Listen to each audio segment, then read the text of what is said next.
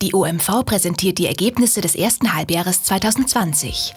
Einige Highlights präsentiert von Mitarbeiterinnen und Mitarbeitern der OMV. OMV operates an integrated business portfolio covering the entire value chain from exploration and production to refining, marketing and petrochemicals. This integration provides us with a strategic hedge against oil price volatility. The OMV strategy builds on this proven concept of integration. This ensures that, even during a crisis, the group has a balanced and robust revenue stream. OMV's intention to grow in both upstream and downstream has been executed successfully. Our broader upstream operations are balanced by a larger downstream asset base. By increasing our share in the petrochemicals company Borealis, we have expanded further along the value chain. What impact does this have? First, it helps financially. When the upstream profitability is hit by lower crude oil prices, the downstream margins can provide resilience and support the group cash generation. Second, it helps operationally. Our assets are physically integrated. Over 40% of the crude oil we produce, we also process in our own refineries. We then sell the refined products like fuels and petrochemicals via our retail stations or through long-term agreements. My name is Stefania Borbuceanu and I'm passionate about how OMV's integrated portfolio strengthens the group resilience and supports the group to thrive in the future.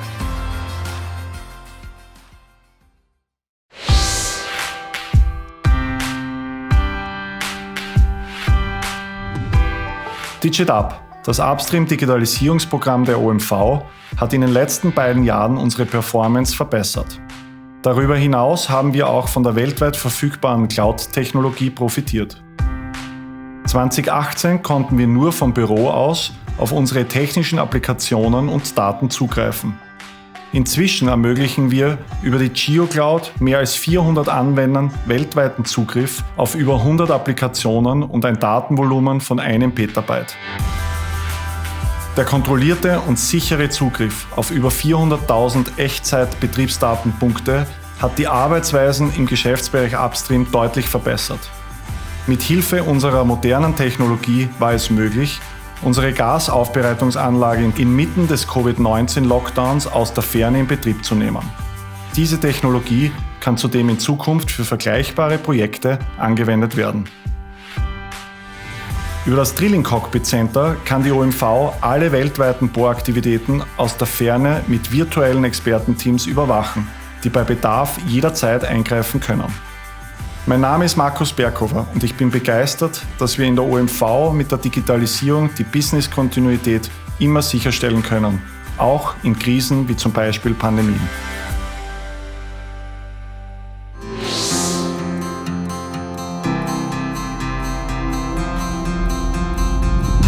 Unsere Raffinerie produziert hochwertige Kraftstoffe und petrochemische Produkte, die die Grundlage für die Herstellung von Kunststoffen bilden.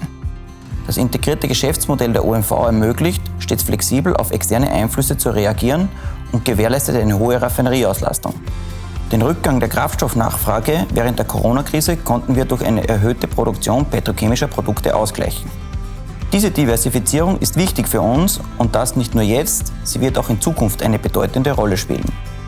Die Erweiterung unserer gemeinsamen Wertschöpfungskette mit Borealis ist ein weiterer wichtiger Schritt in der Verlagerung unseres Portfolios von Kraftstoffen zu anderen hochwertigen Produkten, die auch in einer kohlenstofffreien Welt weiter nachgefragt werden. Grundstoffe für Leichtbauteile in der Automobil- und Luftfahrtindustrie, Solarmodule, Windenergieanlagen, Smartphones und auch Verpackungen und Medizinprodukte wie etwa Schutzmasken.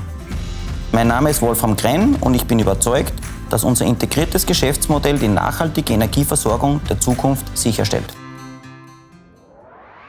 Werfen wir nun einen genaueren Blick auf die Zahlen. Die OMV erzielte ein CCS-operatives Ergebnis vor Sondereffekten von 844 Millionen Euro. Der drastische Rückgang des Upstream-Geschäfts wurde teilweise durch ein stabiles Downstream-Ergebnis ausgeglichen. Das unterstreicht erneut die Bedeutung des integrierten Geschäftsmodells der OMV.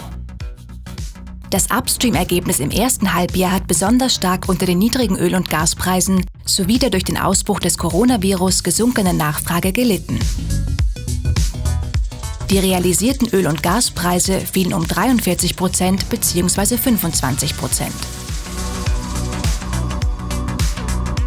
Die Öl- und Gasproduktion ist auf 468.000 Barrel pro Tag gesunken, überwiegend bedingt durch die Situation in Libyen. Nach eingeschränkter Produktion im ersten Quartal gab es im zweiten Quartal keinerlei Liftings, sodass wir kein libysches Rohöl am Markt verkaufen konnten. Eine erhöhte Produktion und höhere Verkaufsmengen aus Malaysia haben diese Entwicklung teilweise ausgeglichen. Die OMV konnte die Kosteneffizienz weiter verbessern und die Produktionskosten im Bereich Upstream auf $6,3 pro Barrel senken. In Downstream sorgten Margin Hedges, die Monetisierung von CO2-Zertifikaten, eine solide Performance im Retail-Geschäft und deutlich gestiegene Erdgasverkaufsmengen dafür, dass das Ergebnis stabil blieb. Der hohe Integrationsgrad unserer Raffinerien hat es der OMV ermöglicht, die Produktion von Flugzeugtreibstoff, für den es nur geringe Nachfrage gab, auf petrochemische Produkte umzustellen. Der Raffinerie-Auslastungsgrad der OMV war daher im Vergleich zu anderen europäischen Raffinerien relativ stabil. Die OMV hat 2019 frühzeitig ihre Reduktionsziele für die CO2-Intensität erreicht und übertroffen. Deshalb hat sich die OMV neue, ambitioniertere Klimaziele gesetzt. Wir wollen bis spätestens 2050 eine CO2-neutrale Geschäftstätigkeit verwirklichen. In der Zwischenzeit planen wir die CO2-Intensität bis 2025 um mindestens 30% zu senken. Mit diesen Zielen setzt sich die OMV für Klimaschutz und verantwortungsvolles Ressourcenmanagement ein, um eine Vorreiterrolle für eine CO2-arme Öl- und Gasindustrie einzunehmen.